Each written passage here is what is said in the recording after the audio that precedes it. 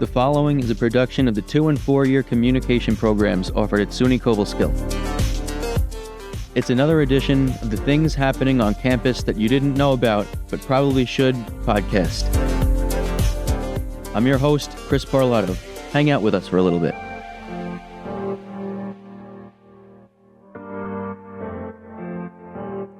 Hey, welcome back to our 9th edition of Things Happening on Campus That You Didn't Know About, But Probably Should. I'm your host, Chris Parlato. Today I have with me my guest, Gerard Hanley. Thanks from the IT department. Thanks so much for joining me. Oh, I'm so happy to be here. Very excited to be here, man. So, so what's your title at the IT department? What do you do there? So technically here at SUNY Cobleskill, I'm an IT technician. That's my primary responsibility. So as with my fellow colleagues, we're primarily responsible for handling level 1 and level 2 tech situations on a campus like ours, on a university campus. A lot of the things we're primarily responsible for responding to are classroom emergencies, educational technology situations that are gone awry, anything that's keeping the normal business of a college from happening throughout the day. When it pertains to technology-related issues, that's what we're responsible for. That's what I'm responsible for mostly. But as a secondary responsibility to my job, I'm also the person who oversees the service desk here on campus, which is basically the central hub for all IT services that are to be performed on campus. And that's the one over in Warner, right? Yeah, that's basically where you and I met, or how we know each other through that over there. Yeah, in the basement of Warner, room 23. Yeah, I know I've seen you there before. Yeah. And, so you said level 1 and 2. What exactly does that mean? So it's just it's kind of internal lingo, but if you think about it kind of from a really basic perspective, level 1 and level 2 response issues are basically easy and hard. Level 1 is easy. It could be things such as somebody comes in and they've accidentally locked themselves out of their account because they've put the wrong username in a couple of times, or a user comes in and they forgot how to connect to OneCobe, which is the Wi-Fi network on campus that we're all supposed to be using. Level 2 is really when the situation might require a bit more work than just a simple troubleshooting. So it could be something where multiple systems aren't communicating properly. So we need to maybe organize other resources around the department in order to fix the problem that's going on. Or it might, level 2 might require just some more technical expertise. So as you can imagine, there are people of different abilities on our team, and within our team, people who have worked longer amounts of time or done more technical jobs within the technician space, and other people like myself who have worked more of the business side, customer-facing stuff, communications related. So level 1, really easy, basic kind of stuff for us to solve. Level 2 usually requires higher level technician support. So would that normally be like level 2, not as much in the help desk? Would that be more of like if there's like a problem going on like campus-wide as opposed to like a student coming in? Yeah, you got it. So it would be something that wouldn't be as easy as, coming in, hey, this device isn't working right, or this isn't working right. I forgot how to use this, or I forgot how to log into this. That's an easy level 1. We could take care of you as you come in or you call into the service desk. Level 2 might be something like you said. It might require more field work, technicians going out into the field, looking at equipment, trying to diagnose an actual problem on a thing. And again, like you also mentioned, it could be something that is affecting more than just one user or one classroom. It could be something that's affecting a building or the entire, campus potentially. Yeah, and that's a lot. It's a lot. Managing like a whole college campus, I'm sure there's all kinds of technical problems that happen. It is, and the thing, technical problems have a habit of turning into a bit of a wildfire problem. So, for example, we're all working in an office together. There's five of us. If the internet goes down for me, it's likely going to go down for everybody else in the office, right? So now you don't just have one problem; you have 5 individual problems in the office. All of those people might call up the techs at different times, calling the service desk. Somebody might show up. Somebody might write an email. So there's several different ways that people can contact the service desk. And to your point, something that you alluded to, this is a small university, small state college. So we have pretty limited human resources. We're a relatively small kind of ragtag team in IT. And we're responsible for handling, the entire university's worth of potential technology problems. So it's a lot. It's a lot for any given person on any given day and any team. But I think the fact that we're able to do shows like this and keep the thing running every day is a testament to the fact that we do at least an okay job. Yeah. Yeah. Yeah. No, I know there's probably like, and then like you said, students coming in with individual problems that they have, or questions and stuff, on top of everything else, that if there's like a campus-wide tech problem, I'm sure there's probably a lot of students that probably come in, and I know that actually happened to me last week. I'm trying to think of what it was, and it was something with the emails weren't sending out, and I was like, and they told me like, we'll put your name in, and like, and they were like, this is happening to everybody, and sometimes that's they've told me that a lot, where it's like, this is something that's going on, where I'll come in, and I know I've definitely been in quite a few times with I've had a lot of, like you mentioned, like Wi-Fi, and it's usually just something like really simple, and they tell me, and it's like, I'm like, okay, it makes sense. Oftentimes that's what the case is. A lot of times we deal with a lot of tier 1, level 1 type fixes, and I mean, the interesting thing is people will, when we solve something relatively quickly for people, people will often say to us, I feel so dumb. I can't believe I forgot to do that. I can't believe I forgot to check that. And we always have to reassure folks, like, this literally happens all the time, happens to us all the time. We forget to do basic checks on really simple things. We lock each other and ourselves out of our accounts all the time, so we have to constantly help each other out with that. So it is ongoing. It's a problem that's happening all the time. People have their little individual issues, and then you just never know when those bigger issues are going to happen. So keeps you on your toes for sure. I know I went in a bunch of times for so many different things. I've had like the problems with like getting locked out of my account and stuff, and where I've had to update my password, where the Wi-Fi wasn't working.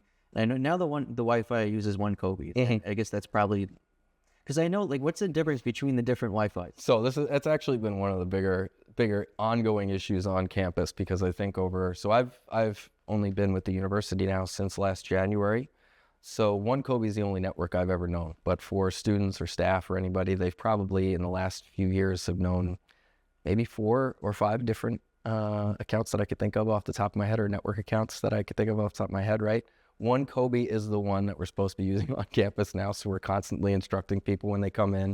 If they are having Wi-Fi issues, a lot of times it's, we'll see what network they're connected to. It's the wrong network. So one Kobe is the network that everybody has to connect to. We have to often help them find their old password for connecting to one Kobe. It's pleasant though. The thing that I actually like about it the most, which within the tech space, and especially when you're working around technicians, interactions, communication is not always people's most favorite part of the job. It's why they like to be technicians, because they get to just sit with software, sit with hardware, and work on stuff quietly all day, which I definitely enjoy too.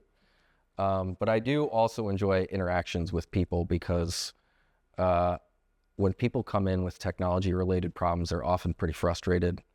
They've been dealing with it for a while. They've probably tried to fix it. So there's a lot of emotion that's kind of coming into the situation. And I don't know, I just get a rise out of calming people down, settling them down, making them feel okay, making them feel like they're still in control of the situation. I can help them figure it out. And usually when people leave the service desk, usually they're in a better mood than when they came in, which I really like. So I just get a kick out of it. It's something new every day, even if it's, even if it is the same problems over and over again. You get to deal with different people. You get to see how people are using technology in different ways. And I don't know, it's fun, man. You get to meet interesting people like yourself and different experiences. And being in tech, being in IT on a campus, it puts you right at the center of everything. So you really get to know a little bit about everything that's going on around campus too, which is fun. Yeah. Yeah. Yeah. And as far as like students coming in asking questions, like, what's like the most common question students will have? Is it like something related to like passwords, getting locked out, or Wi-Fi or something? So Wi-Fi, password issues, definitely every day, all the time. People accidentally locking themselves out or not being able to connect. I would also say that Brightspace related issues, any of the apps that folks use on campus, Brightspace, Banner, not being able to access them, getting locked out of them, things like that are really the things that we're dealing with most often. However, some of the other things that come up is we also support events on campus. So when any department or group, class, student government association, anytime anybody's hosting people on campus or doing anything that is going to require setting up AV, doing projection from projectors, making sure that people have the ability to access Wi-Fi when they're on campus, That's all stuff that we support and have to be ready to support. So it even goes beyond just the response of within the service desks. We're highly a responsive place, but as a technician and in our larger kind of space as technicians and being the people who oversee and support, you know, it really could be anything that involves technology on campus is something that we usually know about and have to be involved in. So yeah, I mean, it's interesting. Like when we're interacting with students, most of the time it is like, I guess you would say the more mundane issues of simple, easy fixes. But even those are really important for students. For example, you know, younger people on campus, it's the first time they are being left and being empowered to take care of their own issues. A lot of times it was like that for me too. It was like that for most people I know. So when they come into our area, into my space, which is the service desk, we try to make it a place that is as low stress as possible. You know, some people don't have as easy a time communicating what their issue is, or they don't know anything about technology, so they don't want to come into a space and feel dumb or feel stupid or feel talked down to, right? So it's important that whether it's with the student population, the young people who are just starting to figure out how to basically advocate for themselves and try to get a problem solved, or whether it's folks who have been here for a long time, we're just trying to make that experience positive and try to solve people's problems at the same time and make them feel supported in other cases, if that makes sense. Yeah, and so you said it's not just students. Is there a lot of just other people from around the campus that come in and have questions about stuff too? Yeah. I would say it's a pretty even split, actually. We probably help out professors and administrative staff as much, if not more, than the student population. The needs are often a little bit different. Most student situations are those tier 1 levels, whereas once you start getting into helping the various administrative offices and administrators on campus, so people who are more in say like the non-academic, non-faculty offices, people who are doing the business of the university, they often have to interact with multiple different systems. They have different policies they need to adhere to. So a lot of the support we give them may be more sensitive in nature, or it might require multiple different departments and technical know-how. So it really does vary depending on who we're working with and what we're trying to solve for. You know, what we're doing at the time, day to day, or with an individual can be dependent upon who they are here at the university. We also help people who aren't from the university. So if somebody's a guest here at the university, you know, they're being hosted because they're giving a speech, or they're just somebody from the community who's coming to the library and they need some help on the computers. And techs are also responsible for helping people like that out as well. So you don't even need to really be a full-time member of the campus for techs like myself to be there to support you. That's good to know, because I know sometimes I've gone in and I've been like, is this, I've almost felt like, I hope I'm not bothering them. I just came in yesterday, and it's like, I know, like, I see you guys are busy, and as I walk past, because I have other classes in Winter Hole, and I'll walk past like every day, and I'll always see at least one person in there, if not a few people, asking for help. So, it's something always going on. We do, like, you know, people, you know, you mentioned that about feeling bad coming in because we're busy. They come in anyway. Just come in and stop by and just kind of see what's going on. I'm trying to make that space more open and accessible to everybody, so everybody kind of knows what's going on. You might have also noticed we have a TV set up in there now too. We're going to try to start using different means like that to advertise a lot of the stuff that we're doing, and a lot of the, say, ongoing issues that people might not be aware of. We're trying to become more effective in our way that we communicate and talk with the campus. And you know, one of the things I want to do is take down that barrier of, oh, they seem busy, or that, you know, maybe my problem isn't important enough for them to deal with. Just submit, come in, you know, just come in and talk to us. So, with that being said, what kinds of things can you help students or anybody who comes in with? Is it things, because something I've thought about is like, is this kind of like something that's, I don't know if I should be asking them or going to, because I've had questions about that aren't so related to, just kind of off topic of not directly school related. Like I mentioned before, like if I have like a problem with my computer or something, what kinds of things? Is it really just anything, any question people have? Anything. So our primary responsibility, right? If you think about it from well, what are you supposed to be doing in your job as an IT technician at SUNY Cobleskill, right? Our primary responsibility first is to the students, faculty, and staff. And when it comes to, say, like equipment, we're focused primarily on stuff that is owned by the university, by the state, right? So work computers, the desktops in the labs, anything that is owned by the state of New York through the SUNY Cobleskill is what we're going after. However, we do often help people with personal technology issues. We've coached people through setting up their home printer over the phone, which has taken a while. You know, we live in a rural area. Sometimes people have a lot of issues with internet connectivity, and you know, we've had to coach them through connecting to Starlink, which is not something I'm familiar with. So it was the first time I've had to do things like that. So we've done everything from helping people with broken personal phones, broken computers. Doesn't necessarily mean we could work on the hardware or that we will work on the hardware. There's a lot of things we have to be mindful of in terms of warranties on personal devices and not necessarily wanting to be responsible for X, Y, and Z. But we do try to help out with everything as much as we can. We don't want the situation to be, I mean, everybody needs a phone these days, right? Like you pretty much can't operate in life or pretty much even in school without having access to your email 24/7, right? Your professor might be emailing you in the middle of the day. So if you have something wrong with your phone, even if it is a personal phone, it is kind of related to your academic life. So if there is something we could do to help in those situations, we always try to help. And if we can't physically help with a device or with a personal issue, we at least try to do some due diligence to give a person, hey, I'm sorry we couldn't help, but here's X, Y, and Z that you could try that hopefully will be able to help solve your problem. So there's nothing I shouldn't say there's nothing, there's almost nothing that we're a hard no to. We try to help out with all technology problems as much as possible. I know you guys have been so helpful with, because like you mentioned, you've helped people over the phone. Because I took classes over the summer, and then I took a winter course, and I was home in Long Island. So and you guys were still here. So I've called for multiple things with help.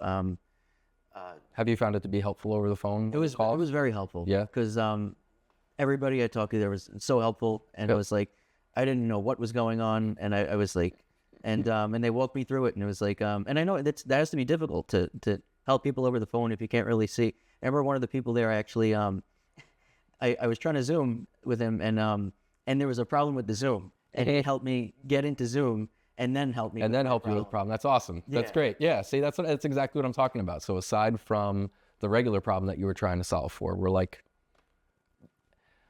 we draw in. So another thing we didn't talk about the space, about the service desk spaces, even though I'm a technician and I work in that space, the space is almost entirely staffed by students. So it's, you know, when you come into the space and you see me, I usually have one or two other students in that space. Most of those students are IT majors, but we actually get a decent amount of students who are like animal science and environmental science majors who also work in our space. My job, although primarily, is to solve these problems. It's to teach them how to basically solve these problems, walk people through problems on that. So when you call the IT service desk, or if you're communicating with somebody through tickets or through email in the IT service desk, the likelihood that you're actually interacting with a student employee is pretty high. And what we're trying to do, whether they plan to be technicians or not in the future, is just to give them a real coachable, real working experience and expectations. And I'm thrilled with my students. I think they do a good job. When I hear a story like that people were able to walk you through a whole problem on the phone, it gets me excited. I'll probably hit up teams afterwards and say, hey, I just heard great feedback about you guys on the phones, you know. It's fun. I think, you know, for our department, the students who leave after working in the service desk, I feel pretty confident about their professional capability to walk into a job like that and basically be ready to work right away. Yeah, they're excellent. I love them. Yeah. And I think that's great that hopefully more people know about the IT department now. Yeah, I hope so. This is great. I mean, this is great. This is really helpful for us because it gets it out there. But I think it's also important, especially the last thing we touched on, that a lot of the IT level 1 services here on campus are being covered and performed by student employees who work hard every day to be great students, but also to execute on a really important job here on campus, which let's underline that. I think that's a really cool thing to highlight, right? Yeah. Yeah. So yeah, and yeah, with that, I think that's all I have for now. Awesome. So yeah, thanks so much for joining me. Yeah, this is great, man. Yeah, Thank you so much. Yeah, So, really cool. Yes, that wraps up this edition of things happening on campus that you didn't know about but probably should. I'm your host, Chris Parlato. There's other stuff going on in the Wellness Center. They have right across the hall, actually, upstairs in the library. There's a meditation room. They have a Zen Den in the Wellness Center. So you could go check those out. There's a lot of stuff going on with them, just in case anybody didn't know. But I'm your host, Chris Parlato. I'll see you next time.